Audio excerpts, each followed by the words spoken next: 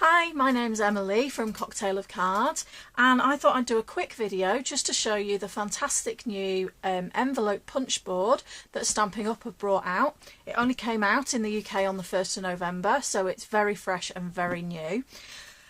Today I'm just going to show you how quick and easy it is to do a basic envelope. However, there is absolutely loads more that you can do with this punch board. So just watch out on my Facebook feed and on my blog over the next few days, because I'll be doing some more videos of some of the different projects you can do with the envelope punch board. Firstly, just to tell you a bit about the board. It's very, very simple, very easy to store, very lightweight.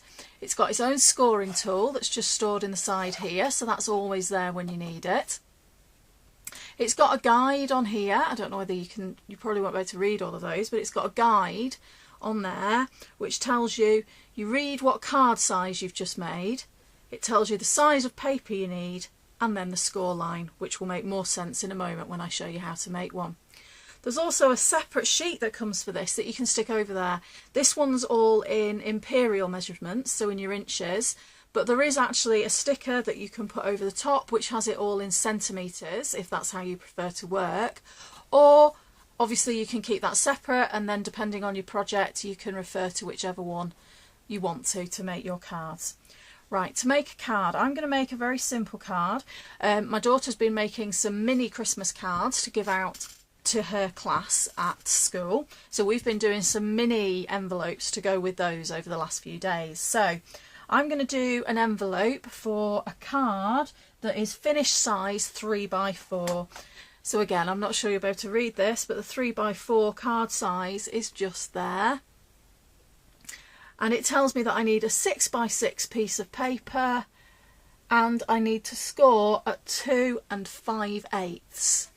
So let's move that down again so you can see what I'm doing. I've already cut my piece of paper to 6x6 using my Stampin' Up trimmer. I'm using a piece of paper out of the designer series paper stacks, which is fantastic value for money because you get 40 sheets of 12x12 double-sided paper in that. So I've cut that down. Mine's in Cajun Craze. I've cut that down to 6x6, and now I'm going to put it into my punch board. It's very easy. It just slips under the little punch here, as you can see. And then the score line it told me to score at was 2 5/8. Now it's marked brilliantly along here, so I just line the edge of my paper up with 2 5/8. And then I punch. Then with my scorer, which I've put back in, which isn't very helpful, I get my scoring tool, which is here, and there's a line that goes down here, and I just score right up to the punch. And that's it. Now the point to remember here is that's the last time you use the measurement across the top. I'll explain why. You turn it round like this, and there's a little score guide. Again, I'm going to try and move that up so you can see it a bit better. There's a little score guide here. It's got like a little pointy plastic bit off the punch, and it says score guide. When you put your piece of paper in this next time, you're going to line your last score mark, which you probably can't see very well. I'm trying to just tilt it, hoping you might get an angle. But I've lined that score line up with the score guide. Okay, so I've not used the measurements across the top. And all you do is repeat. You punch, get your scoring tool, and score.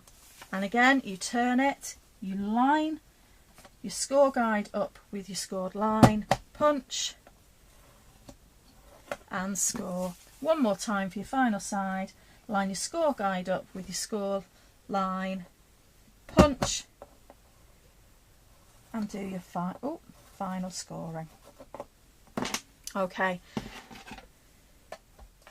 so at this point I'm going to just fold. You can use your bone folder. I've got my Stampin' Up bone folder, or if you don't own a bone folder, you can just use the end here of the scoring tool that's there, and that will act as a bone folder as well. So I'm just going to burnish all of those folds quickly, just so that I've got some nice neat folds.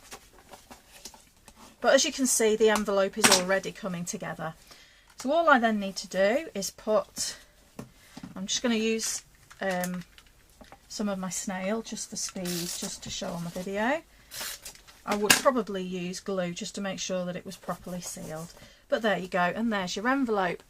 Now I quite like my envelopes to have the pointed finish there, but before you stick that down, you can, if you want to, round all of those corners or just the top corner by using the reverse side of this punch. I'll just move it down a bit for you.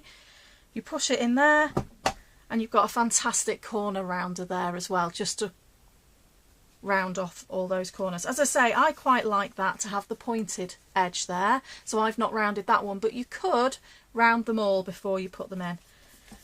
And there's your finished envelope. I think you'll agree that that's really easy. There's no complicated measurements, it's all there on the envelope board for you. All you need is an address label on the front and you're good to go. Obviously your coordinated card as well. So if you're interested in ordering the Stampin' Up envelope board, then please give me a shout.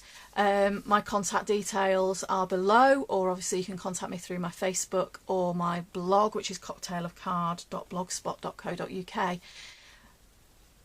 And keep your eyes open for the upcoming tutorials where we'll be making some other stuff, including some Christmas cracker boxes, some normal gift boxes, and even a quick look at an album made, a mini album made using this envelope punch board.